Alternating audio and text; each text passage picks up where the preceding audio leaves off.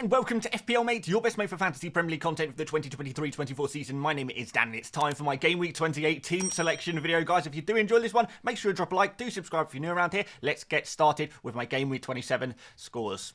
Okay, so Game Week 27 for me was a tale of what could have been, and honestly, it was a pretty brutal one for me. I think my team in general did pretty well, some pretty good scores across the board, but there are two positions which really screwed me over, because not only did I have Trippier injured before his team Newcastle could keep their clean sheet, but I also then, the next day, had Senesi get injured before his team kept a clean sheet as well. So not only have I got two new injury issues, but two clean sheets that I should have had are now completely gone. This is going to mean that I'm going to have to take hits in Game Week 28 to try and resolve this situation, and also means I'm points down on my Game Week 27 score. So I do feel a little bit hard done by, and I think it is one of those situations where you can plan as much as you like in FPL. You can build yourself a really nice team you think is going to do well and provide you points in future game weeks too. Plan for the following game weeks, but at the end of the day, we are all at the mercy of fate, and you never know what is going to happen in the world of football. Sometimes things are just going to surprise you, and yeah, it's just part of the game, isn't it, really? So we need to move on, and how we deal with these situations defines us as FPL managers. So bringing the positivity back in after a disappointing red arrow game week, which I just feel like I shouldn't have had, but let's see if we can turn it around now. So we've got just one free transfer. We've got 1.2 million in the bank. Let's see what our team looks like before any transfers, and then think about how we can maybe try and resolve some of these issues. So starting off in goal, we have got Dubravka at the moment against Chelsea. He's back in the Newcastle team, of course, keeping a clean sheet against Wolves last week. But do I think Newcastle will have the same fate against Chelsea away from home? Well, honestly, probably not really. And I'm not really expecting a clean sheet from my goalkeeper Dubravka. My other goalkeeper is Kelleher, who did very well last week, but he plays against Man City this week. So I'm in a bit of a situation where I don't really have a good goalkeeper for this game week, and that's something I definitely need to at least have a look at, potentially addressing. In defence, we've got Gabriel against Brentford. I mean, the Arsenal defence are always fantastic, keeping clean sheet after clean sheet, and probably expecting another one against Brentford, to be honest. Even though Brentford, you maybe say, are a little bit of a tougher team than the likes of Sheffield United, maybe. This is Arsenal, and Arsenal just do clean sheets at the moment, and they are a formidable force, and Gabriel hopefully maybe has that potential to pick up maybe a goal or something like that from a set piece or something too. So yeah, happy to own Gabriel. The rest of my defense, not so much. So Estupinian has had to come in due to my injury issues in the defensive position. Estupinian obviously is a very much rotation risk player, although he did start last game week 27. Is that a sign that he's coming back into the team, or is that just another case of him just rotating in and out of this Brighton team? I guess that remains to be seen. Now, Nottingham Forest is a nice fixture. If Estupinian was to play in this fixture and start this game, I actually don't think he's a bad pick at all, but the fact is, we don't know. We don't know if he's going to start. We don't know if he's going to play. And therefore, he is always going to be a risky player to have in your starting 11. And that brings us to our final defender in this team. And it's Charlie Taylor, because that's all I've got. He was just the defender I had on my bench. And he is going to play against West Ham away from home this game week. I guess it's not horrendous, but do we really ever expect Burnley to keep a clean sheet in any given game week? No, not really. And do we really want to play our 4 million defenders? Again, not really. So my defense is in a little bit of trouble. Now, let's move up the field, because I think things do start to look a little bit better as we look into my attacking positions. Now, first of all, we've got De Bruyne, who's probably maybe the weak link. Maybe some of you guys would say in my attack, De Bruyne is the weak link. But De Bruyne obviously is a big game player. He has a fabulous record against Liverpool in the past. I believe it's something like 4 goals and 3 assists in his last 6 Premier League games against Liverpool. So it is a fixture he does thrive in. We said the same thing last game week against about De Bruyne against Manchester United. That didn't quite come off. He generated quite a decent amount of chances. Unlucky not to get an assist in that game, and taking plenty of shots as well. So I'm not going to be too judgmental on De Bruyne from last game week, but at the same time, I do have to acknowledge that Liverpool away, you know, it's just not an ideal fixture for anyone, regardless of De Bruyne's past record against them. So it's an interesting one. Unfortunately, because of my situation, I don't think I'm going to be able to use a transfer to sell De Bruyne, and he's going to have to just be a player that I stick with. But like I say, the rest of my attack looks good. Starting with Saka against Brentford at home. Nice rest for him at Sheffield United, getting taken off at half-time. So that's very nice to see him have that opportunity for a rest. Maybe it wasn't ideal in the last game week, but for this game week, he's going to be ready to go, raring to go against this Brentford side, and hopefully be able to continue this insane form that he has had recently attacking returns every single game week for what feels like months at this point. He really has been doing brilliantly, and looking forward to what he can produce, seeing what he can produce next. Phil Foden, form over fixture. Phil Foden is one of the most informed players in the Premier League at the moment, so even though he does play against Liverpool, this one doesn't really concern me because he is a player in such good form. 32 shots in the last 5 game weeks. That is an insane amount of shots taken for a midfielder, and he'll continue taking shots against this Liverpool side, which are perhaps lacking a few of their key players in that team, which could be an advantage. Now remember, Kelleher is going to be the goalkeeper for Liverpool. Is that going to make a difference for Man City, taking those shots on, taking a lot of long shots on? Is that going to be a difference between like a Kelleher and an Alisson? Could this be a small advantage towards Man City, maybe opening that fixture up for them a little bit? I guess it remains to be seen. But Foden, definitely the form that he is at the moment, if we have another open game like we often see between Liverpool and Man City, it's constantly an open game, high scoring. Foden, you would think, would be one of the players really benefiting from that. So although I wouldn't necessarily buy a player like Foden right now, given the next 3 game weeks, he's certainly a player I'm more than happy to own, given his phenomenal form at the moment. And Palmer is going to complete my midfield. Home again, a game against Newcastle. Despite Newcastle's clean sheet last game week, I still think Newcastle have a lot to prove defensively, as they have been so poor for the last 3 or 4 months. They really have been terrible. And Palmer, being that heartbeat of that Chelsea team on some set pieces, on penalties, attacking like crazy, taking shots on, creating for his teammates as well, he is going to have opportunities against a Newcastle team that concede opportunities. So Palmer is really a standout player for this game week, certainly among the single game week players, and the player I'm very happy to own. Moving up front, Erling Haaland is in my team. Liverpool away, once again, we will be hoping for a high scoring affair if we're going to get anything out of our Manchester City boys this game week. And I'm not sure if that's going to happen or not, but past would suggest that it will happen. This is going to be a really interesting game because Haaland, his underlying numbers are insane at the moment. They're better than anyone else's in the Premier League. He's just taking so many shots from super dangerous areas, generating a really high amount of XG as well. Can he finish his chances, though? That is the question. Well, you back him against Kelleher maybe more than you would against Alisson, because that is going to be a big difference in the way Haaland kind of plays, going one-on-one with a goalkeeper perhaps, and that could be a big difference maker if Haaland is in his top quality finishing form and he's not up against the absolute Goliath of Alisson. Is that going to make a difference to his potential? I think it might be. So I think Haaland is definitely a player who can do well in this game week. I mean, we've got to be honest. Players like Haaland, who are that good, can score against anyone. We see it time and time again. The best players will score against any opposition. So I think it definitely could happen. It's not often that we doubt Erling Haaland. I know some people are. I'm not going to be doing that. Next up, Ollie Watkins. Phenomenal fixture at home against Spurs. Aston Villa, their home form is just so good, really, isn't it? And Watkins has been on fire at the moment. Tottenham, once again, a pretty leaky defence. They only seem to know how to attack, and therefore this is going to present opportunities for Watkins on the counter-attack, maybe some link-up play with his teammates. We know he's got a few assists this season as well, and I think it's going to be a good opportunity for points. So very happy to own Watkins. And finally, Solanke, the big man himself, the double game week against Sheffield United and Luton Town at home. You don't get too much better than this for a double game week. It really is phenomenal. I'm sure a lot of Solanke owners have been waiting for this moment, ready, prepared to go for this game week. And I think it could be a big one for him. It really could. He is a standout player, and we're going to talk about captaincy in just a few minutes time. But yeah, Solanke, well and truly in my team, and very happy with this double game week that he has. On my bench, Kelleher, we mentioned earlier that he would be benched this week against Man City. We've got Hwang, who is injured. We've got Senesi, who is injured, and Trippier, who is injured. All 3 players ruled out for this game week. And actually, Senesi probably going to be out for a month. Trippier could be out for 3 weeks, maybe potentially there as well, maybe even 4 weeks for Trippier. And Hwang is going to be out for, I believe, 6 weeks.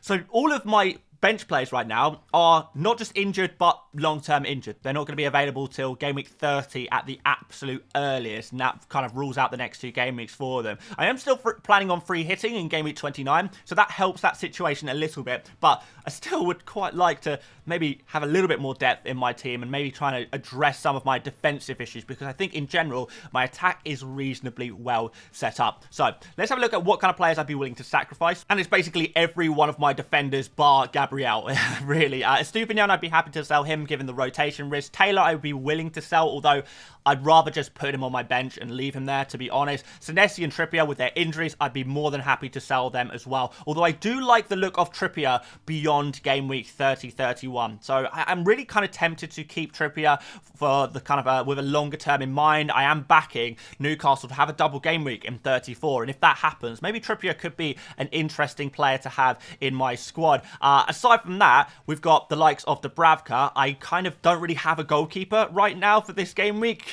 Both Kelleher and Dubravka have poor fixtures, and I'm not expecting clean sheets from either of them. And even more interestingly, because Kelleher and Dubravka are technically the backup goalkeepers for their teams, we are going to get to a point eventually. I think that's going to happen around game week 32, 33, 34, where perhaps both Kelleher and Dubravka are demoted to the benches of their team, and I won't have a playing goalkeeper anymore. So, does it make sense to maybe sell Dubravka, get in a different goalkeeper that can take me through maybe until game week 34, when I kind of plan on wildcarding in 35?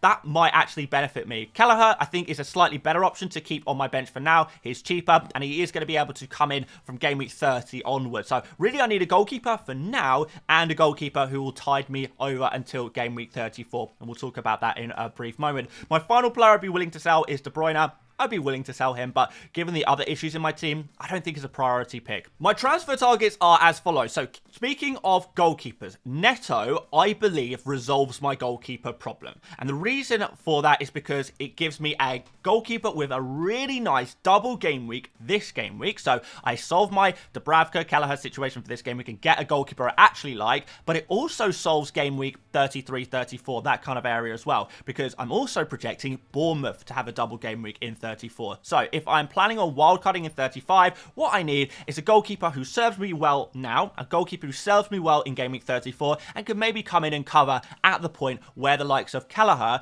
is out of the team when Alisson returns. We're expecting Alisson back in maybe 6 weeks' time. Again, is roughly when we're going to see Alisson come back. So, yes, it is planning it in the long term a little bit, but it also solves a situation right now. So I do really like the idea of going for Neto this game week. For defenders, Saliba is always going to be on my transfer targets list because of Arsenal's fantastic defense, but we do have that Man City game in game week 30, which puts me off a little bit. Can I wait till game week 31 before investing in a second Arsenal defender? That might be the play instead, because at the moment I'd just be buying Saliba for Brentford and for Man City, or I could wait one more week and get him for a slightly nicer run of fixtures after that. Alfie Doughty looks nice, but I'm free hitting in 29 anyway, so not a high priority for me, but he does look like a decent defender to go for. Zabani is my Bournemouth defender of choice. Because I'm planning a game week 35 wildcard, I do need a Bournemouth defender that is going to be nailed on for a long period of time, and a player like Kirkes, for example, is just not going to provide that for me, so Zabani will be the guy for me. And Malo Gusto is another player I'm keeping a close eye on at the moment, because I do kind of want him for the long term, but I am wondering maybe if I can just wildcard Gusto in around game week 35, because I do expect Chelsea's 2 double game weeks to be between 35 and 37, so maybe Gusto is a player for later on in the season. In terms of midfielders, Son is an obvious transfer target, but I also like Gordon and Eze.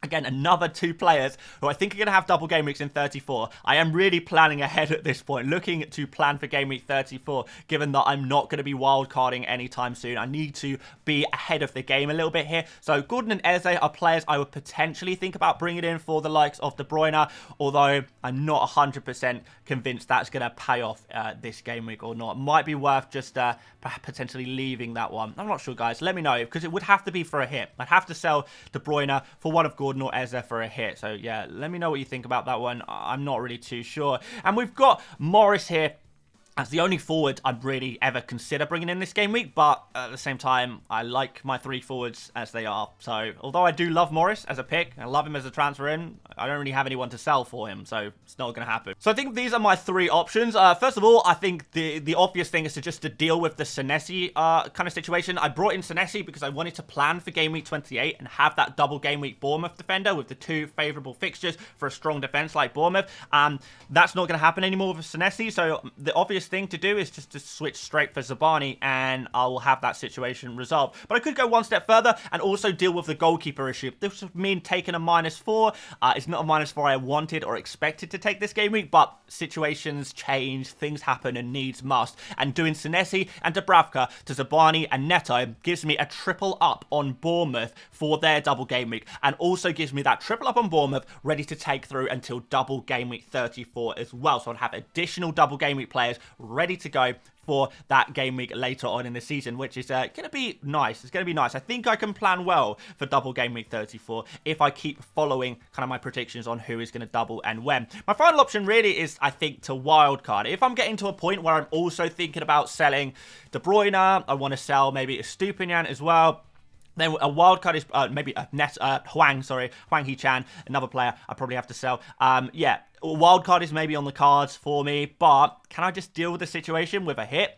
I'd rather deal with this situation with a hit, if possible, because I'd like to hold my wildcard for a little bit longer. I'm not quite ready to say goodbye to my wildcard, and I want to avoid it if possible. But definitely understand the appeal of it. Definitely something I could consider for this game week. But right now, the way my mind is going and what it's telling me to do is to make 2 transfers. And they are the 2 transfers for my option number 2, option B. And that is going to involve taking out Dubravka and Senesi and bringing in Neto and Zabani. Gives me the double game week players for this game week. I'm tripled up on Bournemouth double game week. No Luton Town players, but hey, I'm not too concerned about that one, to be honest. But yeah, it makes my team look a lot stronger. The only issues in my team then would be Stupinian and De Bruyne. De Bruyne, at least, you know, I know he's going to get minutes at least, but it's a tough game against Liverpool away from home. Stupinian is a minutes concern, but I don't think it's worth me taking an additional -4 in order to get another defender into my team. And I'm not really sure who I would go for. I guess I could go for Doughty. I guess I could go for Gusto potentially there. I wouldn't have, well, I wouldn't really want to be spending the money to go for a Saliba this game week, I don't think either. I don't think that's going to really pay off. So yeah, I think this is where I'm at. And my team looks a lot stronger. It really, really does. I think this is a team that can compete well in Game Week 28 with at least 3 double Game Week players, I think is enough to get me through. I think that's going to be decent enough. And yeah, outside of that, we've got a few key players, Saka, Palmer, Watkins, Foden, you know, key players that we all know are going to perform well game in, game out. So let's talk about captaincy. Solanke is going to be my captain. There's no real doubt about this one. Solanke is playing against Sheffield United and Luton Town. And let's just go back to game week 27, for example. Watkins, with the goals against Luton Town, immediately proving how weak this Luton Town defence is. You know, straight away, if Watkins can do it, can Solanke do it? Well, maybe we look towards the Arsenal game. Kai Havertz playing as the striker against Sheffield United. Again, really, really performing in that game. So, what we've got is Solanke, who has the opportunities that both Havertz and Watkins had last game week. And that tells me that points are going to happen, because both these teams are conceding goals to strikers. Yeah, they really, really are. If not assists to strikers as well. Sheffield United in particular do concede a lot of assists to striker, kind of flick-ons, knock-ons, that kind of thing. So that could happen there. We've got penalties for Solanke as well. I know Bournemouth don't get too many penalties, but there's always a chance. Whenever you've got a penalty taker in a double game week, you've doubled your chances of getting a lucky penalty in a game week. So to me, it is super obvious to captain Solanke, and I'm not looking elsewhere at all. However, we do have to put our vice-captain on somebody, and that somebody is going to be Saka, given the form that he has been in. Other considerations are maybe Watkins, Haaland is always a consideration, and maybe Cole Palmer as well. But I think Saka's form is the reason why I would be putting the vice-captain on him. If you have Morris, you might want to consider vice-captaining him as well, but I don't think you know, he's going to be a better FPL pick than Solanke this game week personally, but I guess that remains to be seen. So with that said, let's have a quick look, because I want to show you what kind of plans I would be going forward with. So I am on the Fantasy Football Hub My Team tool. If you guys want to check this tool out for planning your own teams yourself, then do check the link out in the description and start planning for not just this game week, but continuous game weeks as well, because we're going to go through things a little bit here. Now, first of all, what I should say is that using those 2 transfers, taking that -4 hit, according to the Fantasy Football Hub AI algorithm that predicts points, it suggests that I am going to be up on points quite significantly through making those 2 transfers. So the AI thinks it's well worth making those transfers, which is very, very positive indeed. But the question is, where do we go from there? Now, Game Week 29, as you can see, I will have just 2 playing players, Watkins and Charlie Taylor. So we already know I'm going to be free hitting in Game Week 29. I committed to that strategy a long time ago. This lack of Game Week 29 players is by design. I haven't screwed this up. I planned on doing at least a wild card or a free hit before this game week, which takes us to game week 30. And I think this is where the plan of action needs to come back in, and I need to figure out how I'm going to navigate this one.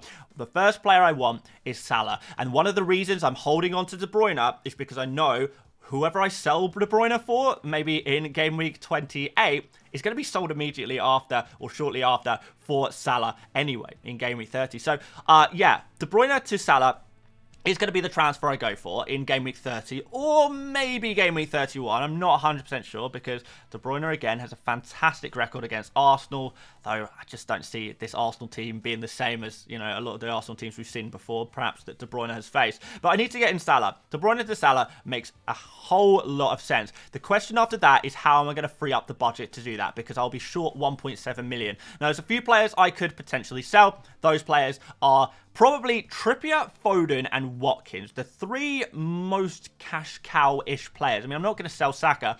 I think right at this moment, Foden, I don't really want to sell him. I really don't want to sell him because I think his form is just so good. I will back him in any game week, any fixture, which brings us to Trippier and Watkins. Now, Trippier's kind of downside to selling him, even though I think Trippier is terrible value for money, when he is back fit, which is hopefully going to be in game week 30, he has some nice fixtures and then has a double game week in 34. Probably, according to my projections. So ideally, I would like to keep Trippier as well. So right now, that takes us to potentially selling Ollie Watkins. And who could we sell him for? Well, there is one striker I would like to potentially get to, Højlund. And there's another striker I would like to potentially get to, and that is Isak. The issues with both of these is I'm a little bit short on cash, so it would maybe mean I need to make another transfer somehow. And it also means that I won't have Watkins for his home game against Wolves, and I do kind of want that. So, do I need to wait one more week? Do I need to make an additional transfer to make this work? Could I maybe downgrade a Stupinian to a Malo Gusto, for example? So in game week 30, I could do something like this.